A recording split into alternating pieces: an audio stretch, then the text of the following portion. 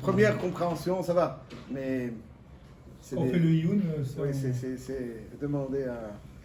Oui, mais nous on est au gras du paquet. Khalila, ça je veux pas dire, entendre ça. Khalila. Ok. Baruch Hashem, Beki'im, Beshas ou Poskim. Allons-y. Alors, dans le Daf Yudchet Amud Bet, surtout, il y a beaucoup de notions qui sont importantes et sur lesquelles il faut essayer d'apporter quelques petites introductions. Il y a ce qu'on appelle dans un premier temps Kevan Sheigid Shuven Choser Magid. Il y a un concept qui s'appelle Kevan Sheigid Shuven Choser Magid. En quoi consiste ce concept? Quand quelqu'un vient au Beddin, exprime une édoute, un témoignage quelconque. Ploni, il va le ploni, un tel a prêté à un tel a endommagé un tel a tué un tel.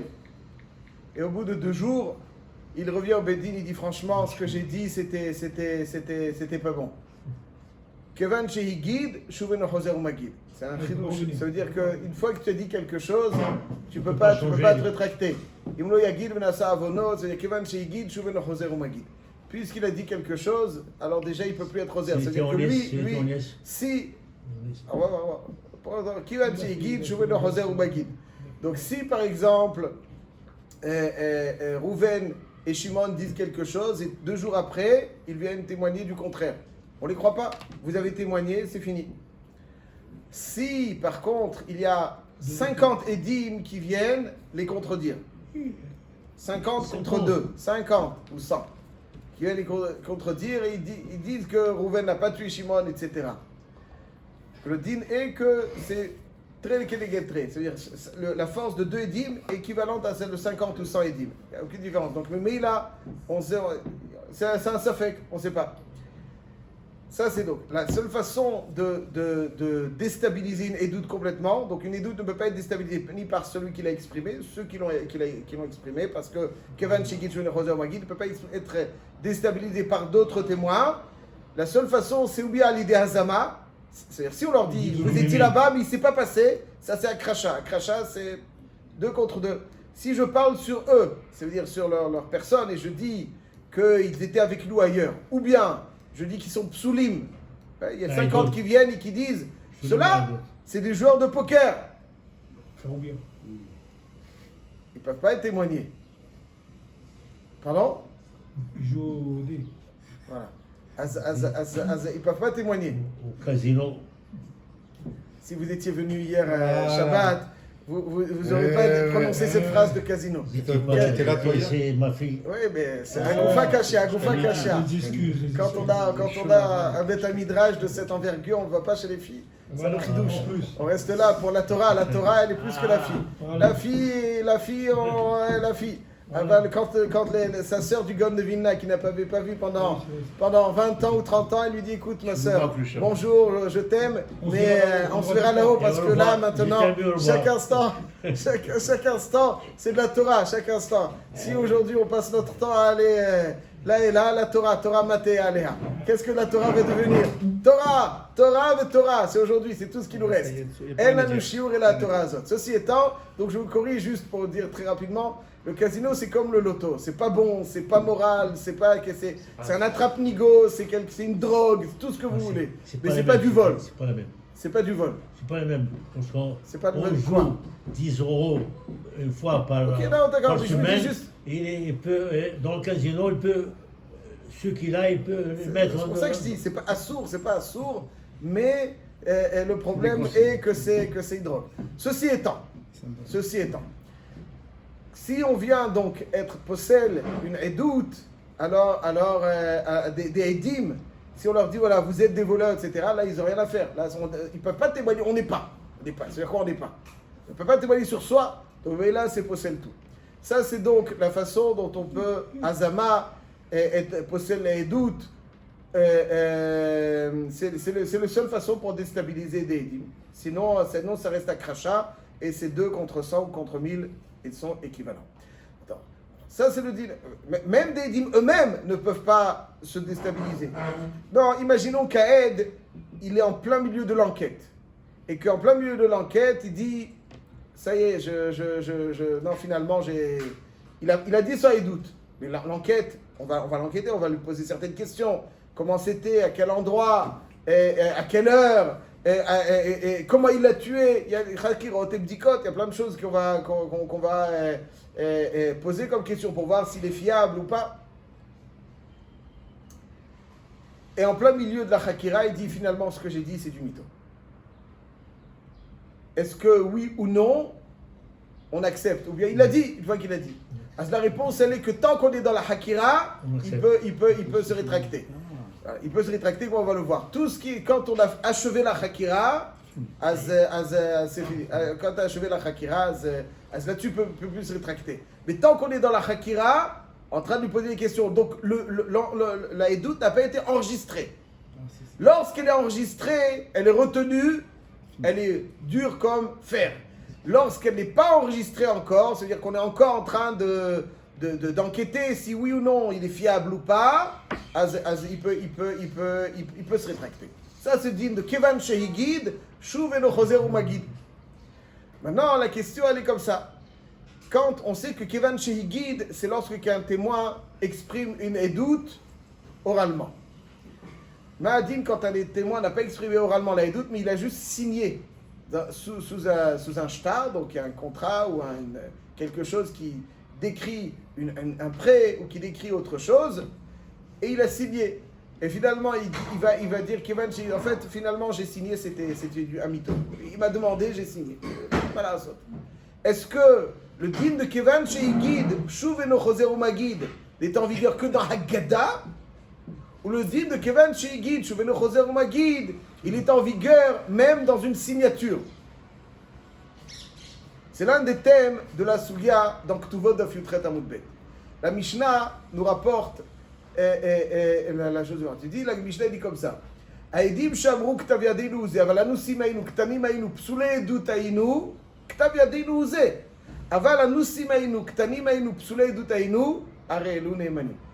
Ça veut dire que si des édim viennent témoigner que, parce que maintenant, juste une petite introduction encore, très très brève. Il y a ce qu'on appelle kiyum shtarot, c'est-à-dire que quand un shtar vient devant le beddin, il est donc signé. Qui me dit que ces signatures ne sont pas falsifiées? Alors, il y a ce qu'on appelle kiyum shtarot. Il va falloir authentifier, que le beddin va enquêter pour voir si Behemet, ces signatures sont bonnes. Et lorsque les signatures sont bonnes, ils vont, ce qu'on appelle, sortir un henpek. Un henpek, c'est un sceau qui valide que les signatures sont bonnes. C'est ce qu'on appelle un henpek. Comment est-ce qu'ils vont savoir que les signatures sont bonnes? Il y a différentes façons. Une façon, c'est prendre un shtar où les mêmes Reuven ben Shimon et Shimon ben Yehuda ont signé. Essayez de voir, parce que les signatures de l'époque, je ne sais pas si vous avez vu les signatures du Hida, du Rahaim Kadosh, ça c'est obligé. Vous avez vu la signature du Hida? Signature du Hida, une œuvre d'art. C'est pas qu'il arrive à la banque, tac tac, ou sur l'échec, tac tac. La signature, c'était tout un dessin. Tout un dessin. C'était ça la signature, c'était pas un petit X ou un petit Y. Vraiment un dessin. Hein, le Rahaim Kadosh, le Hida, et donc le Beddin, lorsqu'il y a, il voit comment il a signé. Est-ce que les signatures sont identiques ou elles ne sont pas identiques? Comme à l'époque, tout passait par ça. Et que, alors les signatures étaient pour personne ne falsifie quoi que ce soit. Il ne faut pas signer sur une feuille vide. Une fois, il y a quelqu'un qui a signé sur une feuille vide, ça pour s'exercer à signer. Et puis un jour, il est revenu, il lui a montré un shtar. Moi, sous-signé, reconnais avoir emprunté 5 000 € à un tel, et pour attester cela, voilà jamais j'ai emprunté. Après, il a compris ce qui s'était passé. Avec l'alcool panible, lorsqu'il y a une signature, il faut la tester. Est-ce que c'est une signature falsifiée ou pas? Alors, on va essayer d'être machvé, ce qu'on appelle un shvat ratimot. On va voir un autre shtar qui lui est authentique. Est-ce que les signatures sont identiques ou bien on va faire des failles? On peut faire des failles. Ouais, les dib, vous pouvez voir. Ouais, c'est pas chou, par exemple, la signature de ceux que l'on connaît, on la reconnaît au coup d'œil. Hachem, il a fait que chacun, il a son coup de crayon. Mais la banque aussi, tu signes, il voit si la signature est... C'est Ashvat Ratimot. Ashvat Ratimot. Ouais, ce que le côtoie, on voit tout de suite si c'est bon ou pas. Alors Ashvat Ratimot à partir d'un autre shtar. Ou bien, d'autres personnes qui vont venir et qui vont dire voilà, ça c'est le Ktaviad de Ploni et il est caché. Ou bien les Edim eux-mêmes vont venir attester de leur signature. Et la Gemara nous dit comme ça, Aedim She'amru, la Mishnah, Aedim She'amru, Ktaviadinu Ze, au moment où ils viennent attester leur signature, ils disent Ktaviadinu Ze, aval, on a été forcé à signer, il nous a épuisés. Ou bien il nous a menacés. Pas seulement épuisés, menacés. Alors on va voir, on est fachot, maman, on a un kolpanim, disons maman. Il nous a dit, vous signez pas, je vous règle votre compte. Donc on a signé. Mais ça, ils le disent au moment où ils identifient. Ktaviadinu Ze, aval anusim ainu. Ktanim ainu, psulei dut ainu. Donc lorsque en ktaviadam yotse mimakom acher. En ktaviadam yotse mimakom acher. C'est-à-dire qu'ils identifient leur signature et puis ils rajoutent, au moment où ils identifient leur signature, ils rajoutent qu'ils étaient psulim, ils sont neymanim. Ils sont neymanim. Pourquoi? Pourquoi? On va voir tout de suite. Aval, im ktav yadam yotse mimakom acher, nous dit la Mishnah dans la Seifa, si de toutes les façons on a déjà authentifié les signatures, et après qu'on ait nous déjà authentifié leur signature, ils sont venus et ils disent Anusim ainu enam neymanim. Alors, je ne veux pas rentrer dans tous les niveaux à Sugia. La maskana de la Sugia, elle est comme ça. Nous, on a dit tout à l'heure que quand est-ce qu'on ne peut plus être au zéro magid? Quand la Edout est enregistrée au Betin. Ok? N'est-ce pas? Une fois que la Edout est enregistrée au Betin, on ne peut plus se rétracter. Qu'est-ce qui fait qu'une Edout chez Bishtar, qu'une signature chez Bishtar soit considérée comme enregistrée au Betin? C'est le Kiyum. Le Kiyum. Lorsqu'on authentifie les signatures, c'est là que la Edout s'achève et est enregistrée. Il y a l'expression de la Edout et le fait qu'elle soit enregistrée au Beddin. Entre l'expression de la Edout et le moment où elle est enregistrée au Beddin, je peux me rétracter. Le N peut se rétracter. Donc et qu'est-ce qui fait qu'une Edout est enregistrée? Une Edout Béalpé, c'est quand on est Choker Ota. Qu'est-ce qui fait que une Edout chez Bishtar est enregistrée? C'est quand on a comparé, on a authentifié plus précisément par eux-mêmes ou par d'autres. Dès qu'on a authentifié la signature, plus personne, les Edim en tout cas, eux-mêmes ne peuvent pas venir et dire « Ah, il y avait un problème, on était forcés, il nous a menacés, même de mort, il nous a menacés de mort. » Il nous a menacés de mort, c'est aussi. Après, c'est de mort, ça c'est un sujet, est-ce qu'on a le droit d'être médecin? Après la colline, il nous a menacés. Disons pour l'instant, il nous a menacés. Tu peux pas. Pourquoi? Parce que ça, c'est Kevan Sheigid. Parce que avec ce que tu dis, tu viens annuler ta Edout. Ah ben, elle a déjà été enregistrée. C'est pour ça que si Ktaviadam Yotse Mimakom Acher,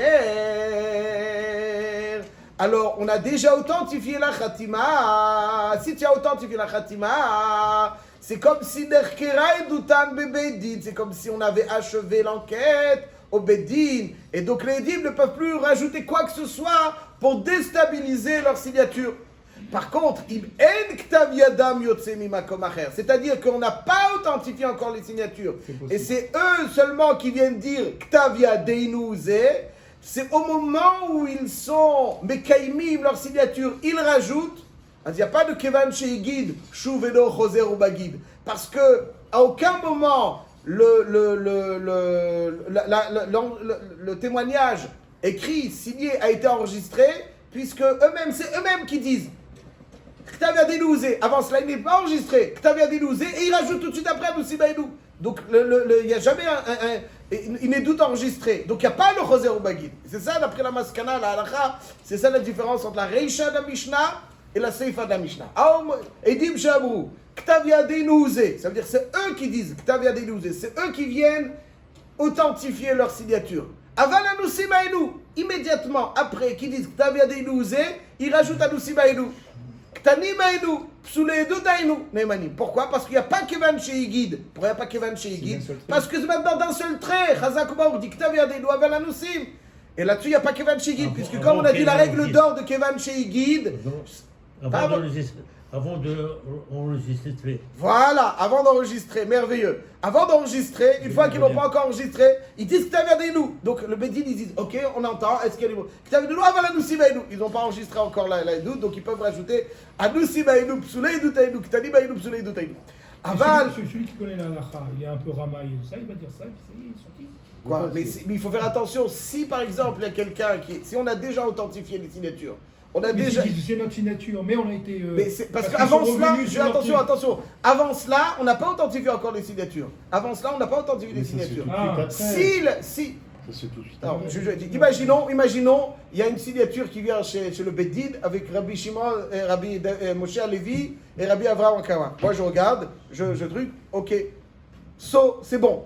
Et puis ils arrivent, une heure après, ils disent oh, Ktani Baïdou. Messieurs, je vous aime beaucoup, mais Kevan Shigid, Chouv et Nochoser ou Magid. Aval, si je suis en train d'enquêter, le Dayan, il regarde, c'est oui ou bon. Et vous arrivez, vous dites oui, c'est bon, mais là ça marche. C'est-à-dire celui qui signe et qui. Le temps est court. Le temps est court. C'est-à-dire si eux-mêmes l'authentifient, ils peuvent rajouter, parce que c'est eux-mêmes qui l'ont authentifié. Avant leur authentification, la signature n'a pas été enregistrée. Donc, tant qu'elle n'a pas été enregistrée, je peux dire que Tani Baïnou Anoussi Maïnou. Mais lorsque la signature est enregistrée par un autre procédé d'authentification que celle des dîmes eux-mêmes, ou bien si les dîmes eux-mêmes ils disent oui, c'est notre signature. 1 heure après, 5 minutes après, ils viennent, ils disent Aval Ktani Maïnou. On ne les croit pas. Pourquoi? Parce qu'à partir du moment où ils authentifiés, la Edout, elle est enregistrée. Une fois que la Edout est enregistrée, Kevan Sheigid, Chouvé de Choser ou Bagid. Donc si je pose la question, est-ce que le concept de Kevan Sheigid, Chouvé de Choser ou Bagid existe dans Edout Bishtar? La réponse est oui. Tout à fait, même si c'est pas Kevan Sheigid, à partir du moment, on a authentifié, il dit, mais moi j'ai rien du Bedid, j'ai dit à l'extérieur du Bedid, quand même c'est Shayach aussi Kevan Sheigid de Kayon. Hazak ou pas? Hazak ou pas?